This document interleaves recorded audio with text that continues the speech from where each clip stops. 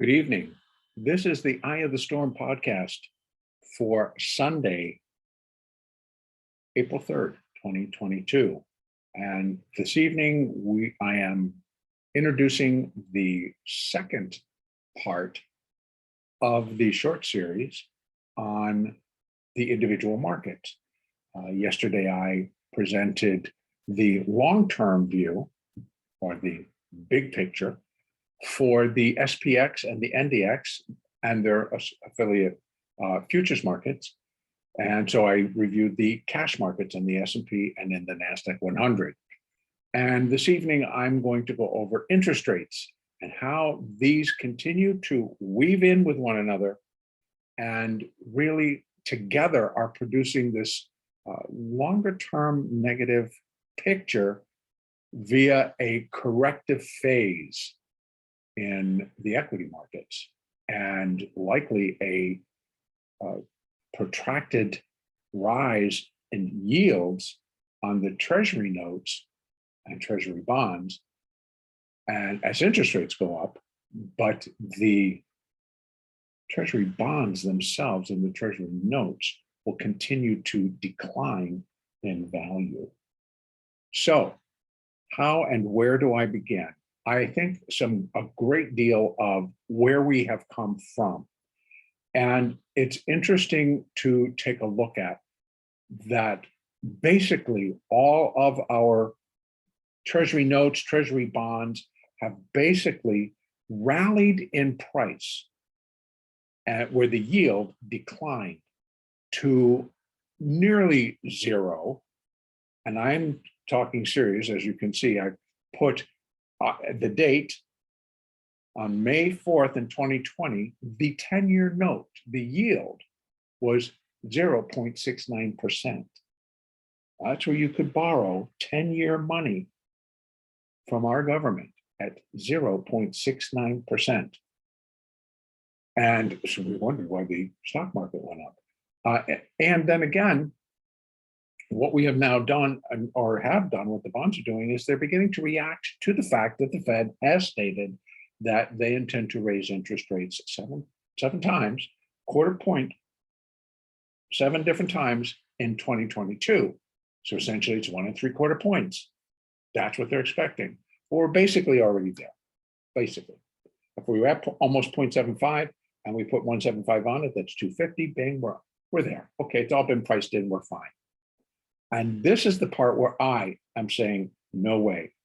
I am going to say if the algorithms the models are being constructed to produce value charts on equities and notes and debt, et cetera, and expenditures based on that we're only going to get 7 rates and that's 1 3/4, and that's what it's going to be. So these are all the correct prices. I think is a mistake. I'm not sure that that's what's happening, but it is a mistake. And to consider that there won't be more than a 25% hike at any particular point, which would then extend the possibility that we will still get 7 interest rate hikes, but 2 or 3 might be 50%, 50 basis points or 75 basis points. We will yet to be seen on exactly what will happen. And now I want to kind of toss into the mix that to go on a conclusion that's it. So we've already priced it all in, folks. We now see our bonds are at that level, blah, blah, blah. I don't think is a good statement to make. And that has possibly been what's been propping up the market.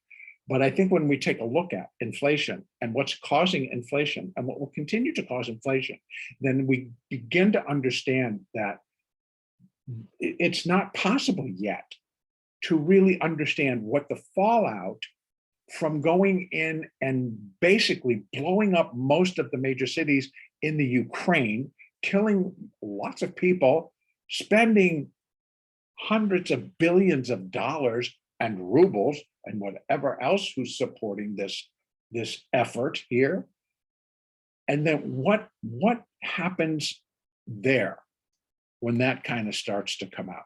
We're still trying to deal with the COVID aftermath and basically the amounts of money that basically got dumped in to keep the US economy and parts global economies or whatever somewhat up off the bottom of the floor. And the only way they could do that was to fund it.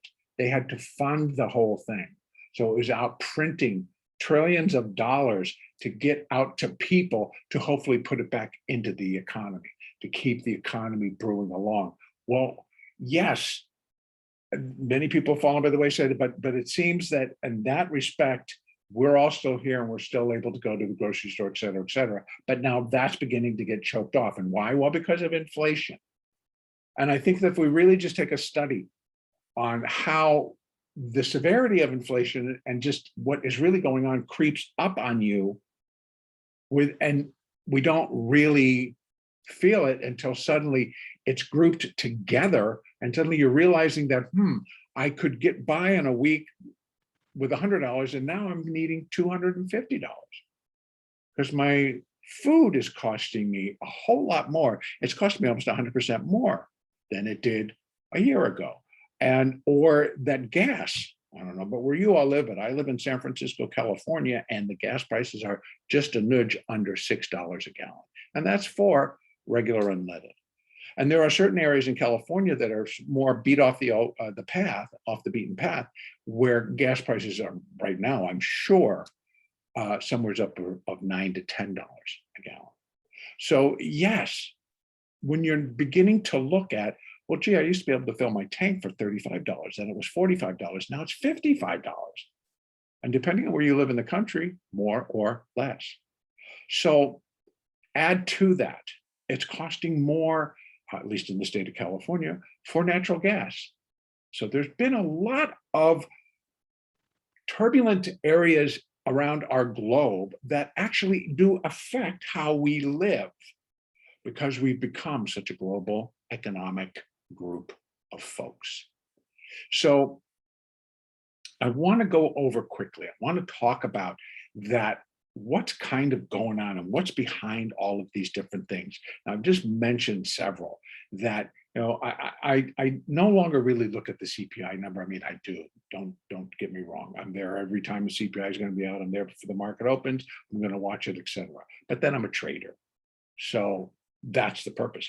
But it's inaccurate. And the models are inaccurate because it is the consumer price index excluding energy and food.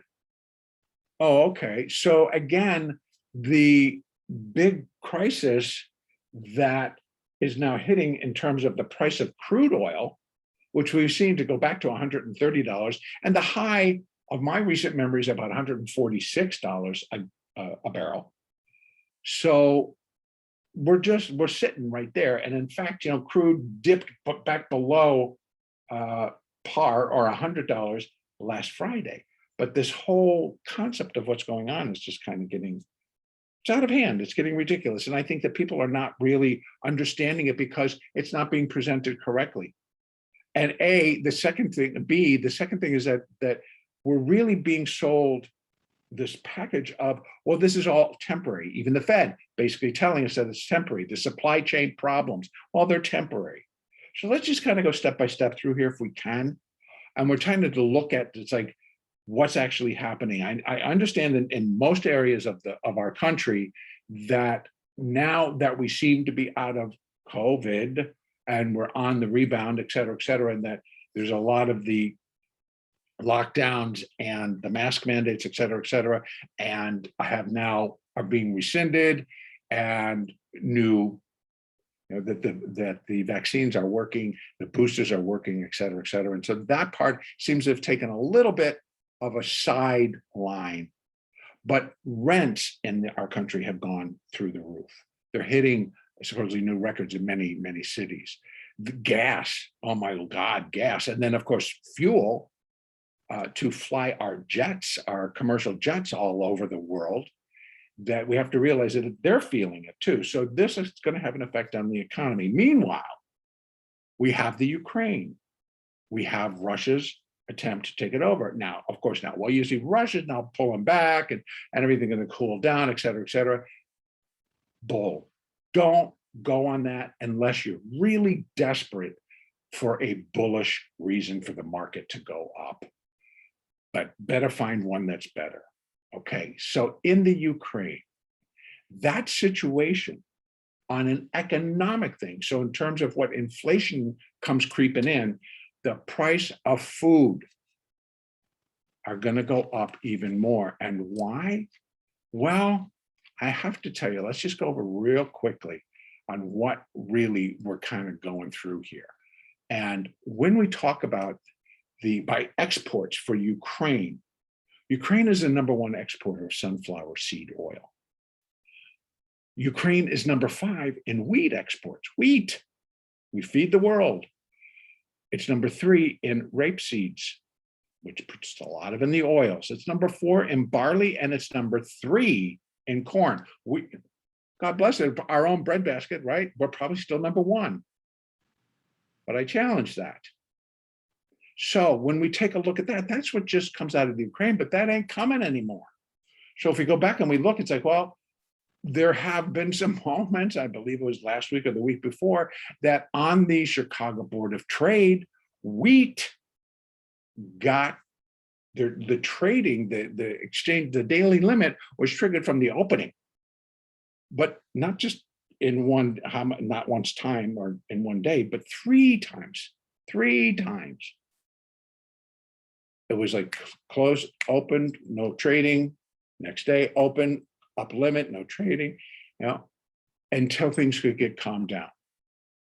So these do have an effect. And the Fed saying that they're temporary has been a misnomer at best. And that's what I mean when I talk about this, like, well, the Fed's painted themselves into a corner, and now they have to wait for the paint to dry, but before they can really do that, they got to paint another story that they're stepping out into. Because their job, partially, that they feel, is to try to keep the calm amongst the population. Don't get them going, okay? So, but here's the deal. We're looking at inflation. I've talked about it enough. So let's go back and let's just take a quick look. And I was alive in the 1970s, and that was, I can remember, that was when the United States was smacked in the face by the largest inflationary period since World War II. Okay, so World War II was in the 40s, this is in the 70s, but within over 30 years. So for almost that entire decade, the prices for food, prices for gas, prices for things grew at double digits year after year after year. And what really caused it, or what kicked it in, was in 1973, good old Richard Nixon ended the Bretton Woods Agreement and broke the dollar off from being attached to gold, so that every dollar was backed by $1's worth of gold. If you had $100, it's backed by $100 worth of gold, et cetera, et cetera. So that got rid of it. So now each dollar or piece of currency that we have is backed by the good faith and credit of the United States. Okay, well, what happens when the good faith and credit of the United States starts to get shaky? What happens if that's really the underlying plan for a couple other autocrats around the world, dictators around the world? We'll get into that. Now, so when we look at that the second was that the dollar by 1980, the dollar, because of inflation, had lost almost 1/3 of its value against the major currencies of the world. So when you've got a cheap dollar, our imports are like through the roof. And those that have lived through these moments of time, it's like suddenly imports from Japan. At the time, they were the televisions and your best color TVs, et cetera, your stereo equipment, all was produced, the production was in Japan and shipped over to us here in the United States. And it was superior to our own. Cars, many things were coming from Japan. It cost us more to buy them. So the prices of the foreign goods, that grew. And that added to business costs across the board. All right, so the second thing that really kind of kicked this all up, besides the dollar, which was Nixon, was that during that time, oil prices just went through the roof. And there were the oil wars. And this is why the fixation on oil, the fixation on the Middle East, the fixation on really being good buddies with Saudi Arabia and other countries is because of our own consumption of oil. This was important. Everybody had to have it, et cetera, et cetera, et cetera. So these three things, where OPEC putting an oil embargo on the four big Western superpowers was tough. It was a tough one. And that came in 1973. So if we're now looking at pumping this all forward, going all the way through, we're coming up to that things look very similar to what happened in the 70s. Oil through the roof. We're having a serious inflation in food. We're having serious inflation in product, in supplies, in building materials, and on many, many different things. Okay, so now let's kind of fast forward and think about, we do have a lot of commonality with that period of time, the 70s.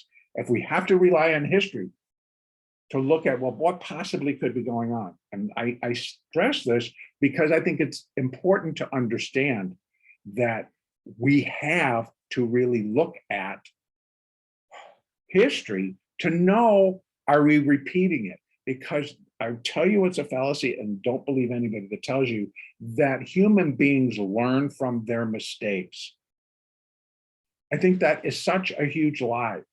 And I'll tell you that the analysis tool that I use, the Elliott wave principle, is a clear,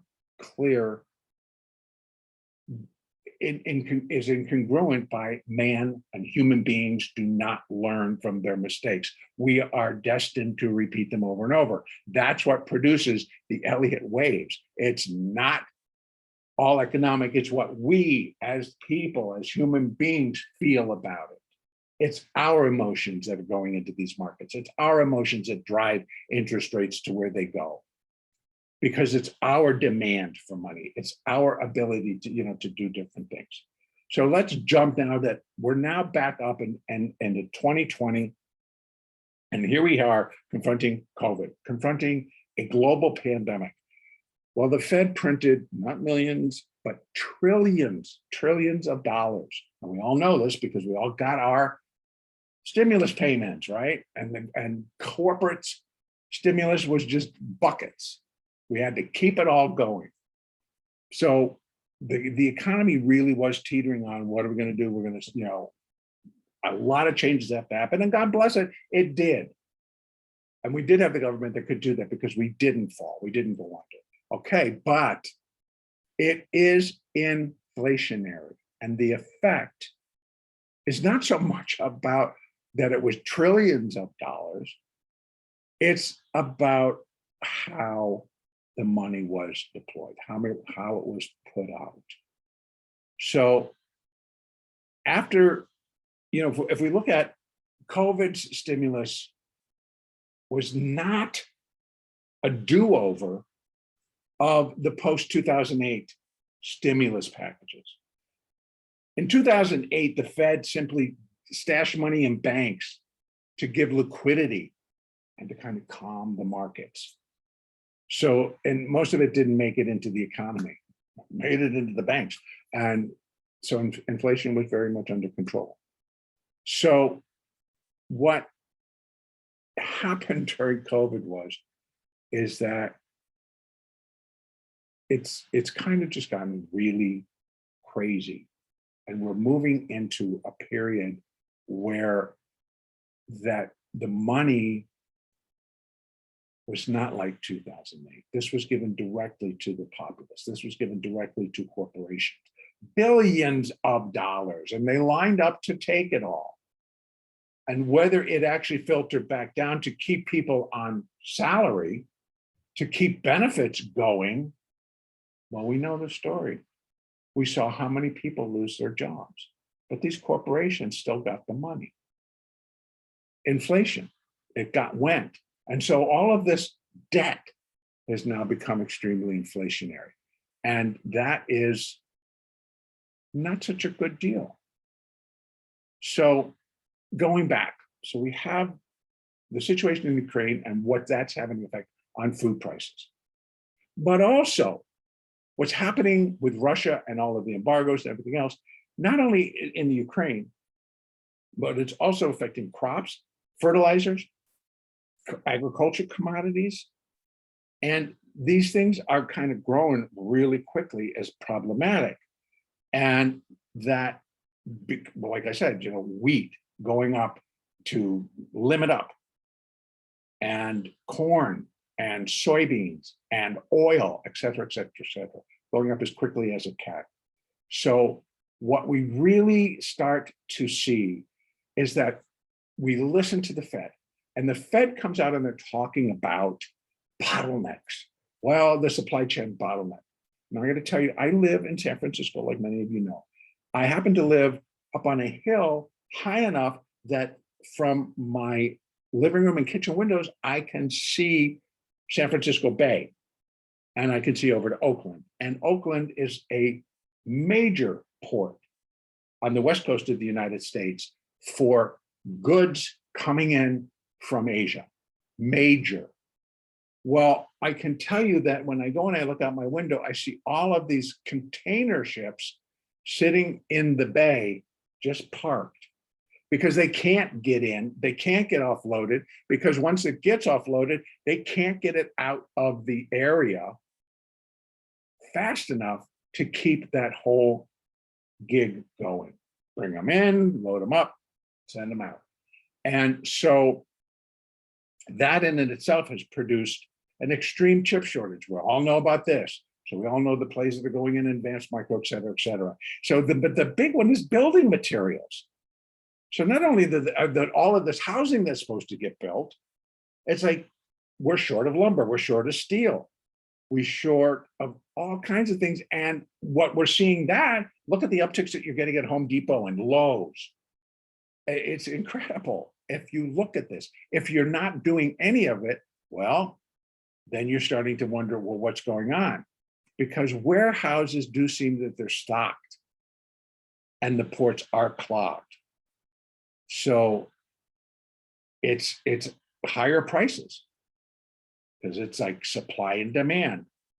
So in any case, that when we again compare to the 70s and the 2020s, that the demand is for driven that by printed dollars can somehow catch or has caught material producers, the people that make all this stuff, totally off guard. So it just really goes on. And we have a lot up in the air, and it's not settled yet, because there's two things that are really happening, and that I believe is that we're now, because again, I've talked about that the Fed is behind. They're behind. They're trying to spin a tale that just is no longer valid. And so the situation starts to get really dangerous, because in essence, are we beyond this point where an easy fix is available?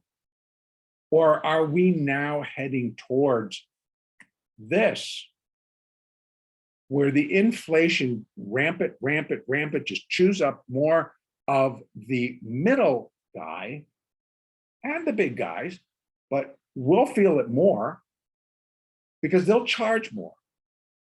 So they're going to continue to keep their act going, but we're the ones that are going out and have to buy it. And if we're not making more, well, you see the picture. So the easy fix thing, I believe, is gone. So as we're getting up, and we are 7.5%, 7.9% inflation, those are 1970 levels, folks. That's what we lived with in the 1970s, and then they went from there.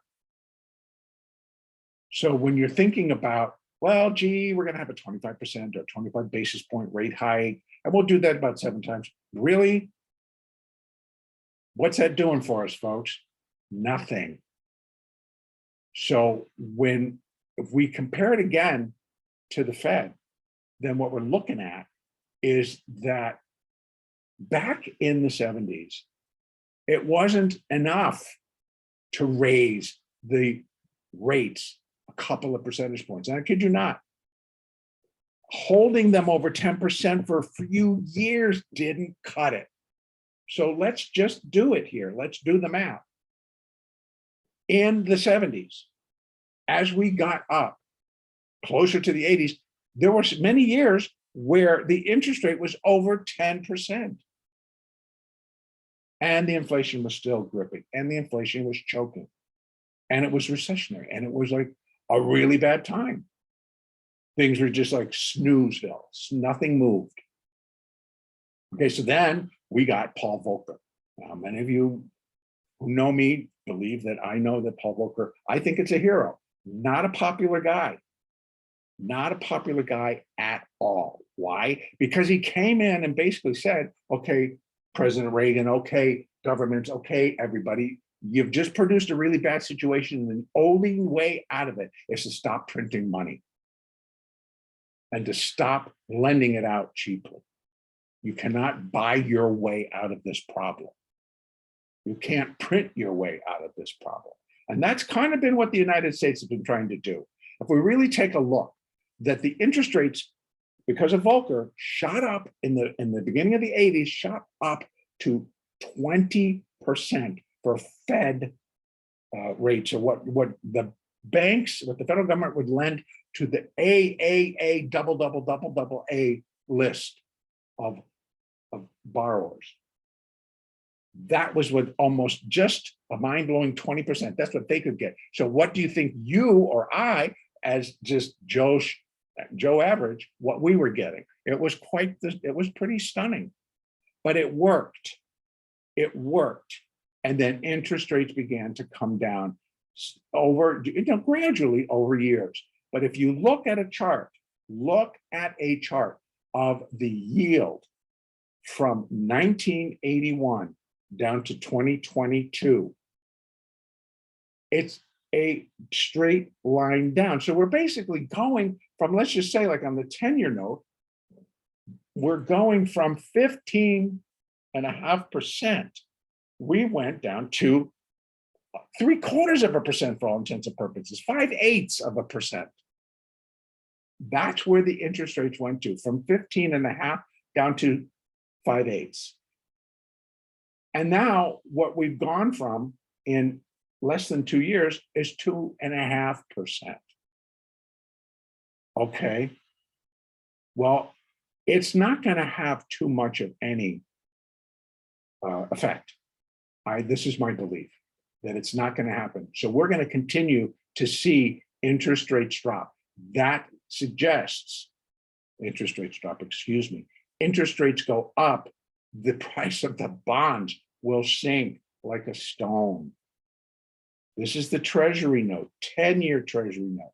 Even when I take a look at the 30-year, folks, the 30-year is up there as well.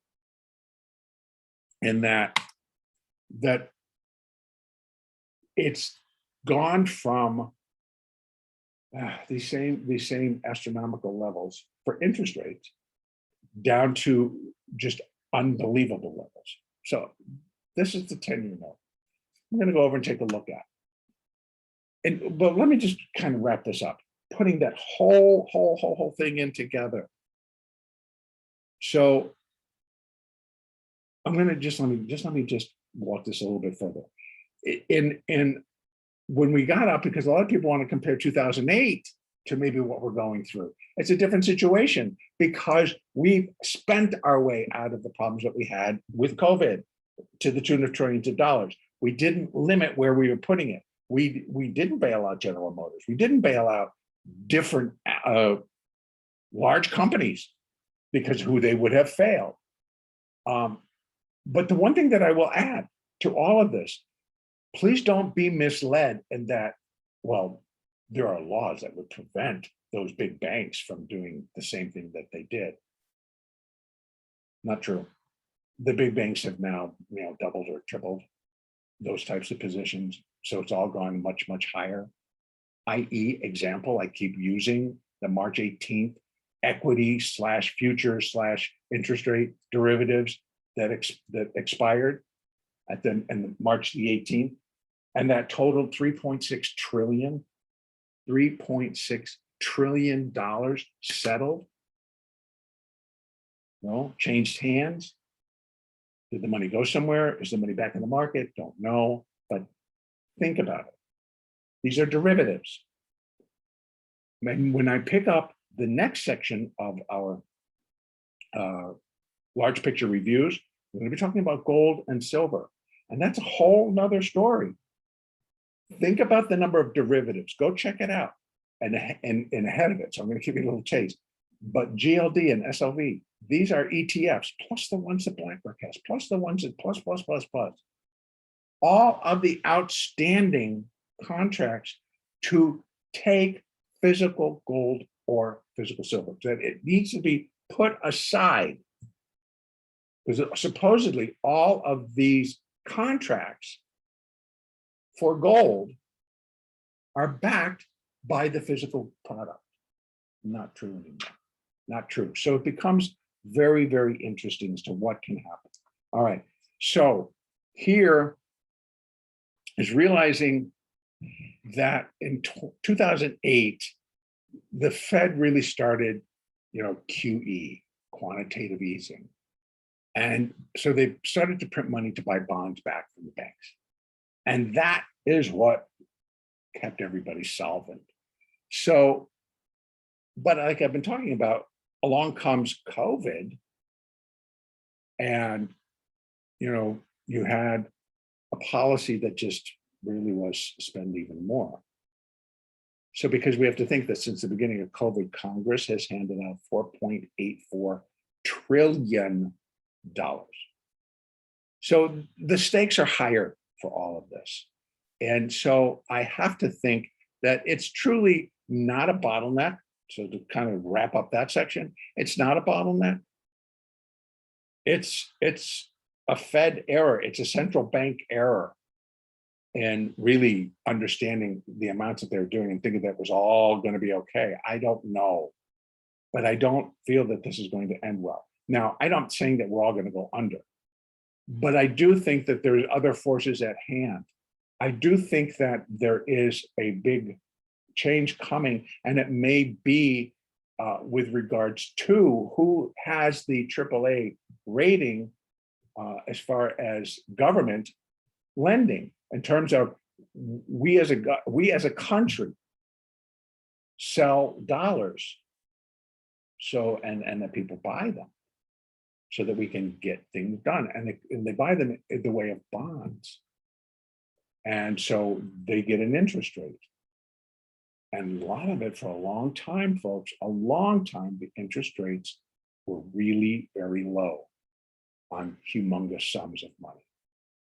And so if you're thinking that the 10-year point 0.69, if you consider that if you take $50 million at that interest rate, and then realize what you've got. So $50 million times 0.069% is $345,000. That's your interest payment. Now the interest, and so your bond's losing value, and that same $50 million is now, going to have to pay 2.48%. That's $1,240,000.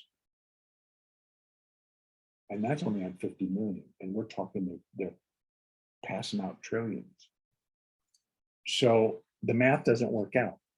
It's not a good thing. The interest rates, I don't believe, are going to stop. I think the effect that it's going to have on the markets will become extremely evident. I think that is what backs me up. They're tied in. Remember, interest rates sit at the top of my food chain.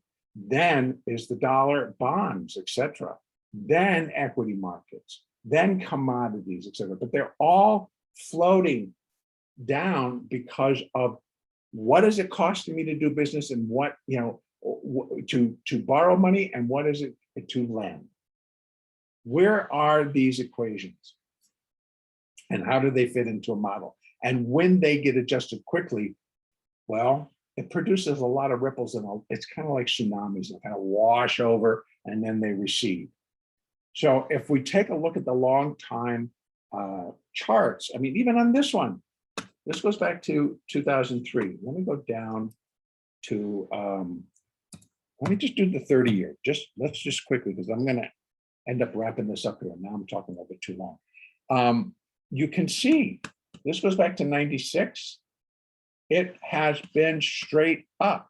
Price of bond, yield, just invert this chart, have been straight down. We're just starting a decline. Now, the thought process is, well, you know, higher high, lower low, that stays good. We could rally from here. How about higher high, lower low? Oh, could that be a top? Lower high, lower low. We're closing in on the monthly 200 moving average in the 30-year bond. If we break that, I suspect we're going to accelerate. Then we're going down. See, you can just look at all your support lines, and that's what they're going to eventually break. When you consider in 1996, 1997, the bonds were trading at 87. Where were the interest rates then? This is not that hard. You can figure this out. So interest rates fluctuate. To believe, coming off of a high, coming off of a treasury bond high, a yield low, that a 1 3/4% move in interest rates is going to be plenty. No, I disagree, because it won't solve the issue. Here's the 2-year note. This is the one that just died, right? And it just picked it up and kept going. This has been going down since, come on, this has been going down on a monthly basis since August of 2021. Oh, sorry, I didn't put it in. And the interest rates actually bottomed in March of 2020. Right immediately, push it to 2-year, the short-term note, push it to 0.17%. You could have borrowed money for 2 years. Now, since August of 2021, the market has gone down. And now the 2-year note is almost at 2.5. Okay, that's even more than 1 3/4%. So what is the 2-year starting to tell us? Now we can go even further. We take a look at the 5-year note, and then I'm going to stop. We have the 5-year Treasury low, again, August of 2020. So as COVID was really hitting everybody and we were all like getting a little worried, the interest rates bottomed at 0.23%. Now they're on the rise. Is it logical to believe that low, with the current situation and the increases that we're seeing in this current situation, and there isn't really a clear finish line that we can stand on and say, well, this should provide enough support that we then can see rates go back in the other direction? Not happening. And I wish we just had, I hate to say it, a Paul Volcker, who just said, you're not going to like it, but this is what I got to do. And trust me, in 5 years, you'll say thank you, instead of wondering what the heck is going on. All right, I'm going to leave it all right there. Treasuries, interest rates, I don't believe we have reached a yield high for this particular time, or a bond price low. I do not think that has happened yet. I don't think that we're close. I don't have long enough charts to really tackle it, but if I looked at a yield, this has to be a 5 in terms of price. That has to be a 5. And now this is a pretty steep start to a much larger correction in treasury prices. bond prices. Yields are going to go up. Why would I not believe that 1 3/4 or 2.5% prime is going to tackle all of this noise? It's just not realistic. Anyway, thank you very much for listening. This is the second part of the eye of the storm. The next part, part 3, I'll be covering gold and silver. Thank you very much for listening, and hope you'll join us next time.